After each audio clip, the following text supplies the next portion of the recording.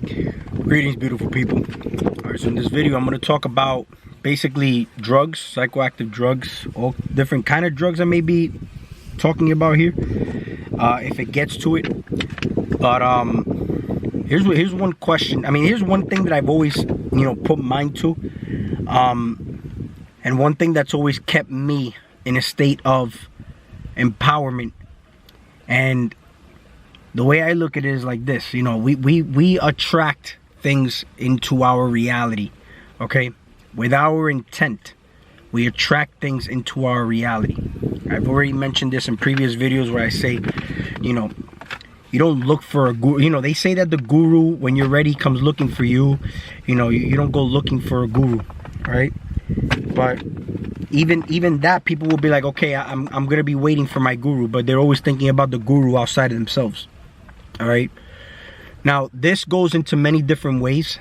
All right. This will go into plants, certain animals. This will go into everything. All right. Now, the real guru is basically you. When you're ready, you will know. Okay, that you are like tapping in, because you see you've done enough work where you're starting to connect. You're starting to do certain things. You're starting to change your mind, do certain things that are making you different. Because again, I've mentioned before in other videos, you could just become a good meditator. You could just become a good spiritual person, and you can act very spiritual. But are you really a different being? Are you being you? Are you just being, There's a lot of mind tricks that I've noticed that come into play here. See, I've noticed a lot of people set up spiritual retreats and they go away, and there's one particular one that's very famous, but it's very popularized, called arrhythmia. Now, first of all, you have to pay about, from doing my research, with plane and stay and all that, it's about $7 grand per person, okay? You're going over there. You are physically planning this trip and going to a retreat center with a bunch of shamans to go do drugs, basically. All right. Now, you do drugs every day. Okay. You do drugs when you eat food. And if you're on medication, if you're on, if let's say you smoke weed or do some dumb shit, you do drugs. That's why it's called food and drug administration. Now, here's the crazy part. You see, when you have the ayahuasca, the DMT, all this type of stuff, these are all classified as drugs. They're called psychedelic drugs, psychoactive drugs. All right. So we call alcohol a drug. We call cigarette a drug. All right. But we don't classify, we want to classify those as bad drugs, and classify, psychedelics as the good drugs. Meaning we're polarizing, one being bad, one being good, right? What category do you put food in? Because you want to say there's good food and bad food, right? Now, I've mentioned this in other videos before. If you were very, very, very, very, very clean and you ate an apple, you would get stimulated from the apple. But the thing is that we've been so turned off that we can't be stimulated unless we take coffee, alcohol, marijuana, and I'll talk about marijuana in a second. But these strong ass stimulants, for example, are the only ways that you'll actually feel a stimulant. Where if you were really, really clean, notice when you come, like, you could get pretty much used to coffee, that after a while you need more coffee. And when you eat food, you need more food, because you need more stimulants. Whenever you feel hungry, you need to be more satiated, like you need to eat more. So if you become a heavy coffee drinker or even an alcoholic, people who drink alcohol regularly have more of a tolerance than a regular person who doesn't drink alcohol. Like, if I've never drank alcohol and I drink 2 beers, I'm drunk like a motherfucker. Whereas the experienced drinker can drink maybe 2 6-packs and he's still gonna be good. Okay. Now, I noticed that whenever they popularize something too much, you have to try to read between the lines and see what is really happening there. Okay. Because everything at the end of the day is going to come to a desensitizing, and even the whole spirituality, this whole topic that, is very popularized. There's certain YouTubers out that are very popular and stuff like that, and it kind of makes one lazy. and it makes one so lazy that you won't even be fully stimulated, even through knowledge. You could be learning stuff, you could be reading books, you could be watching videos, but it even becomes an addicting to just keep watching one video after another. I'm telling you from personal experience, and I'm still hungry for the knowledge. But I also noticed there was a problem where I was putting too much time into like binge watching videos, and I say to myself, okay, is this good? Because I'm actually not paying attention to certain things that I'm supposed to be paying to, which is me, okay? And it's impacting my you know, illusionary dream state here in this reality. And not only that, but how much am I eating versus me giving? Because if I'm binge watching, I'm really binge eating the same way you binge eat when you binge eat food. All right. Now, DMT basically is illegal. Class 1 drug, I believe, here in the United States. Okay. So DMT is illegal, but if you prepare ayahuasca here in the United States, it's not illegal, but the DMT is illegal. So what is the point of the ayahuasca? Because the main ingredient in the ayahuasca is basically the DMT, which is giving you the hallucinogenic effect. Now, DMT is everywhere. It's in plants. It's in every person. We produce DMT. So what does that tell you? That doesn't tell you, because you see, this is the whole thing. People want to look at everything outside of themselves. You are big pharma. I've been saying this in previous videos. You are big pharma. See, all these chemicals are within you. It's about turning yourself on and knowing how to activate these chemicals within you. Okay? See, I'm going to give a shout out to the Mind Jinn, because he spoke about in his last video, which was actually a really good video. I definitely suggest you go watch it. Where he said one thing where, he talked about the size of your penis and stuff like that, but just you having to ask, okay, is already a problem. Is 6 inches, is 7 inches, is 8 inches back? Just the fact that you're acting, yes, it is too small, okay? Because here's the thing though, and watch that video. I ain't gonna talk about what he said in that video, because he talked about statistics show that in the United States this amount of people have this penis size and whatnot. But how would you know? Because I haven't had my penis measured. He said he hasn't had his penis measured. So how the hell do they know all this information? You know what I mean? But it basically has to do with your hormones. If your hormones are in balance, okay, then you will never have a problem with your penis. But not only that, are you using your penis correctly? See, literally when I say this is a magic wand or a magic stick, literally, like this is like where sex magic can be, performed, okay? It's literally having your energy, but there's physical energy and then the spiritual energy. So your spiritual energy drains when you're not aware of where you're putting your attention to. See, you have an enemy. I'm going to give you an example. If you have an enemy, right? How do you dismantle this enemy? The best way to dismantle an enemy is taking away what's most precious to that enemy, your attention. Okay? Now, when you're putting your attention to things outside of you, okay, you are draining your spiritual energy.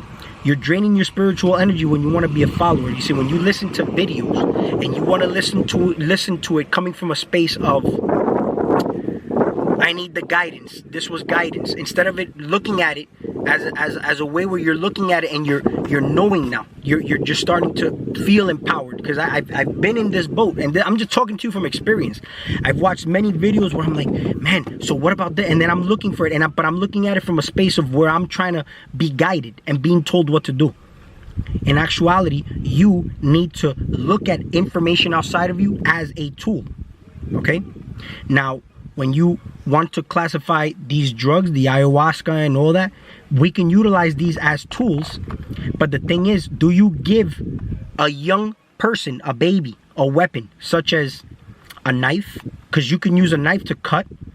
It's a useful tool. You can use a hammer to build, but you can also use a hammer to kill somebody if you crack them over the head. I've mentioned this in way past previous videos. Okay? So these drugs, first of all,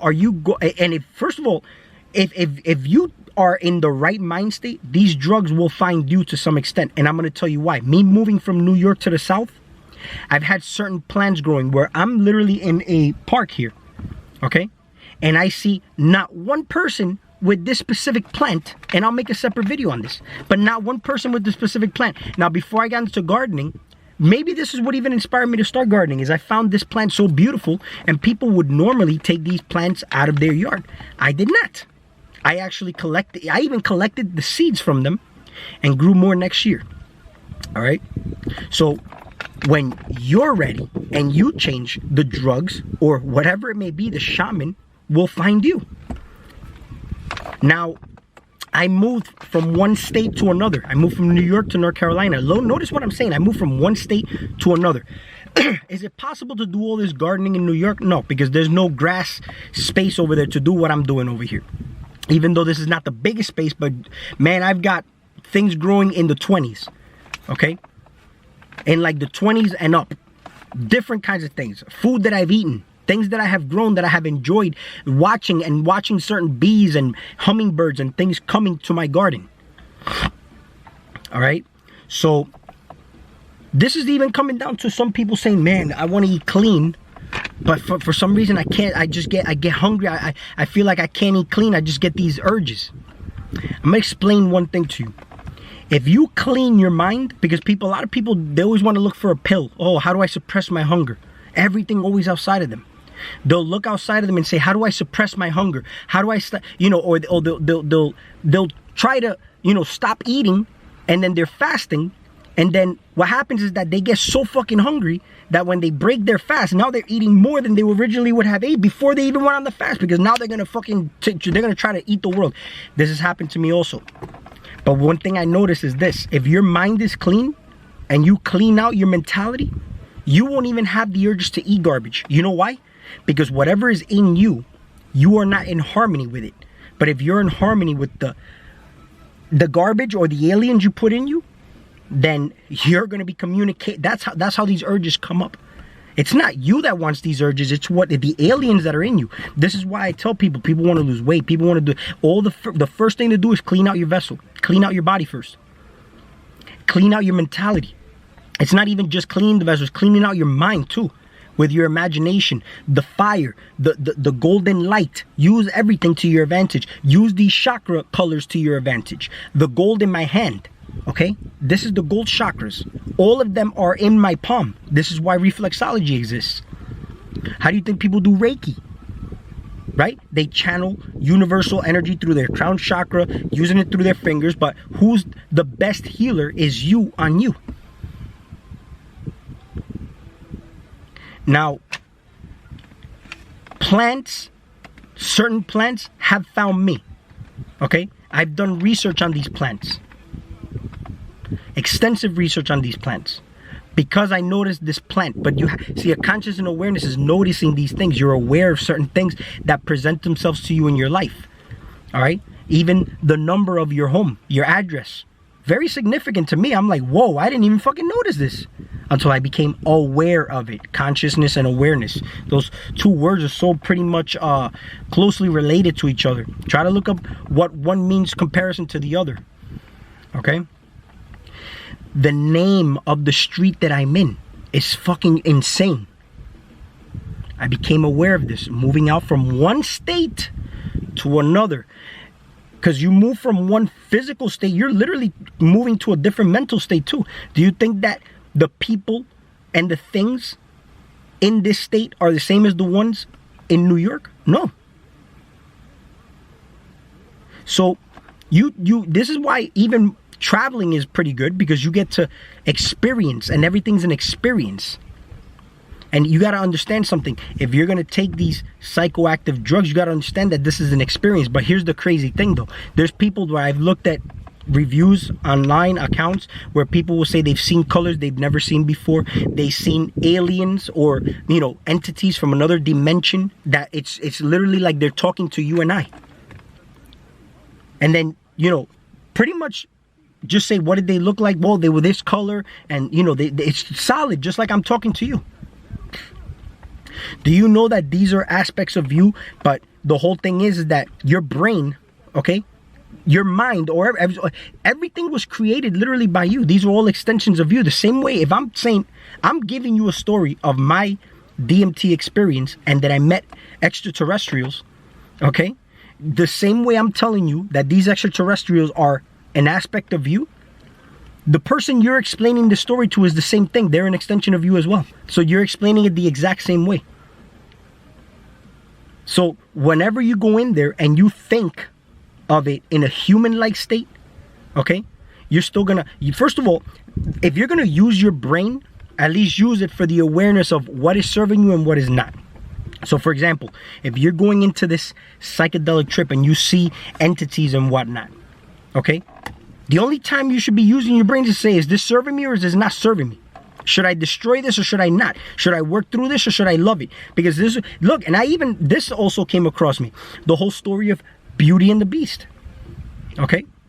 Sometimes it's not even about eradicating or, getting rid of anything. It's just basically learning to love it and accepting it, giving it attention like you would a baby. So if you have a child, okay, a child will nag you until you pay attention to it and give it what it needs. But is the child your God? It's your son, or your daughter, daughters of man, but you can also look at the son. That is your son, but are you going to worship that son? Are you worshiping your son? Here's the funny thing though. You created your children. You co-created it with your mate. So you need to take care of your creations. So everything that's within you, you created. Why do you think they advise you when you go into these psychedelic trips to not have sex, to fast if possible, to eat very clean, meditate for a few days, and then go on this retreat? Why? Because if you go in there with a fucked up mind state, you're gonna have a really bad trip. Why? Because everything and everybody will have different experiences. It's not like everybody's going to the same fucking place. Everybody's gonna be facing pretty much whatever is within them. So you need to go in to a trip with the mental state that, one, the plant needs you. You don't need the plant. The plant needs to tell you something. And then you have other people that will just go there because it's just like a retreat, and they're gonna have an experience and they'll be able to talk about it and put it on Instagram and put it on Facebook and put it on their YouTube and stuff like that. But in actuality, they're going in there to just say, I had this experience. But I can meditate. And I've noticed this because I've meditated, had different experiences, but the experiences I've had were my experiments also as well. All these different things where my body was spinning in the bed, where I felt like I was going through the bed. But before I went through the bed, I remember I saw these colors that I didn't see before. But what did my brain do? My brain started to categorize the colors that I saw that I've never seen before with the closest color associated to the colors that I know. So now it is up to me to say, wait a second, I never saw that color. So why am I categorizing it as, let's say, green? Because it's the closest color related to what I know. So being aware and using your brain is to say, no, I never saw that color. That is not green. No, those people outside of me that I saw, the aliens, the extraterrestrials, they are not human. And they are just extensions of me. Is it serving me or is it not serving me? Some of them are monsters, whatever it may be. Does it mean it's bad or good? Sometimes, how could you look at the movie? How could you ever really learn to love a beast? You got the Beauty and the Beast. Supposedly what we see out here is the beauty, but it was the beauty that was already created from somebody else's blueprint or the dark space. Sometimes I'll talk to certain people and I'll pretend I'm dumb. I'll pretend I don't know shit. But why? Because I'm trying to access something. I'm trying to access something because the moment that I think I know it all, then I close myself off to accessing something. So use your brain sometimes to act, because that's what we're doing here. You act. But if you're gonna come out here to act spiritual, because I'm not perfect. I do shit that I'm like, I get angry. I fucking cut people off the road. I still got shit to work on. I'm not perfect. But all this info I'm accessing is through experimentations with my vessel. and are remembering just by connecting with certain people. But when I talk to certain people, I'm not looking at them as they are guiding me. Like I'm looking at it where I need to be told what to do, rather. Yeah, we are spiritual guides. We are all spirit guides to each other. So the guide thing, okay, let's say you don't need to be told what to do. You could be guided, but then you need to make your own decisions at the end of the day and know what it is that you're going to do, because you know that that's what you need to do. It's just an inner knowing. If you need to be told what to do, you are still a child. You're still in a childlike state, which means that if you're going to go take psychoactive drugs, okay, you're going to most likely come, like hallucinogenic. All this is literally something that may put you in a fearful state. And when you're in a fearful state, you're open to pretty much anything inhabiting your vessel.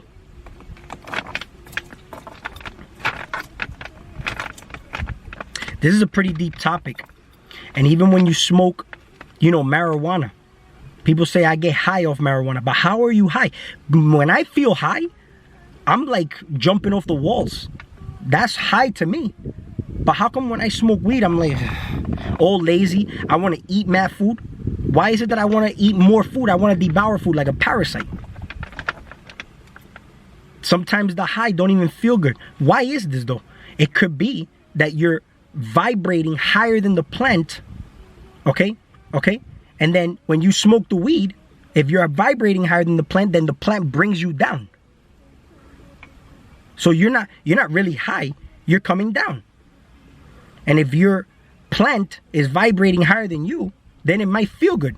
But this is where, like I said, you use your brain to know if it's working for you or not, if something is serving you or not, knowing what level you're at and what you should be doing, and knowing that everything that you should be doing, knowing that you're in charge, you're the source, and you're the empowered being, okay?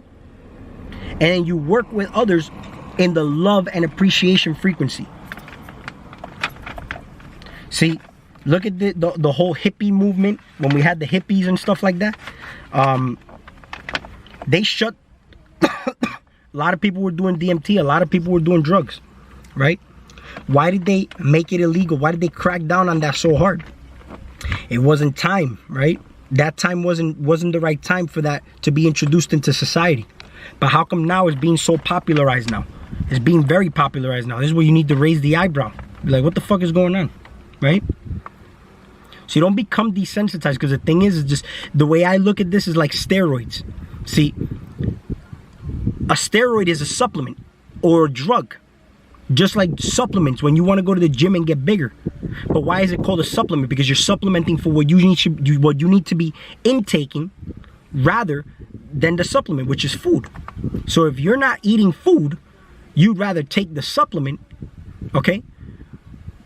The supplements is basically like you get way more protein in there. It's all micronized for you, easily digested, depending if you buy cheap protein or bad protein. And it's supposed to make you bigger. It's supposed to make you stronger. It's supposed to help you recover faster because it's got all the right blends in there, right? The branched chain amino acids, isoleucine, leucine, valine, creatine. How much creatine can you get from a piece of meat? You can't get the amount that you would get from a serving. So the video's gonna cut off. I'm gonna make a part 2 right now.